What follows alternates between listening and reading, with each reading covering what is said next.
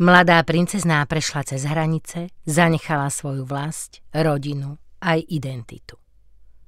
Stala sa z nej francúzska dófinka, budúca kráľovná. Keď Mária Antoineta dorazila do Versailles, čakal ju úplne iný svet, než na aký bola zvyknutá. Versailles nebol len palác, bol to živý organizmus, stroj na reprezentáciu absolutistickej moci, kde mal každý pohyb, každý pohľad, každý záhyb šiat svoj význam. Protokol tu bol prísnejší než v ktorejkoľvek inej monarchii. Každý deň sa začínal ceremóniami, od obliekania až po večeru.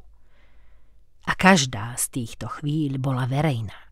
Dokonca aj osobné záležitosti, ako ranná toaleta, česanie, výber šiat či obuvy, sa odohrávali pred očami dvorných dám a šľachty. Pre mladú Máriu Antoinetu to bol šok. Vyrastala v oveľa neformálnejšej atmosfére viedenského dvora, kde jej matka, hoci bola cisárovnou, dokázala byť materská, priam rodinná. Versailles ju dusilo. A navyše jej manžel Ľudovít August bol hanblivý, plachý a nevedel s ňou nájsť spoločnú reč. Ich manželstvo ostávalo niekoľko rokov nenaplnené, nie len emocionálne, ale aj telesne. A hoci bola oficiálne najdôležitejšou ženou dvora, v skutočnosti sa cítila veľmi osamelá.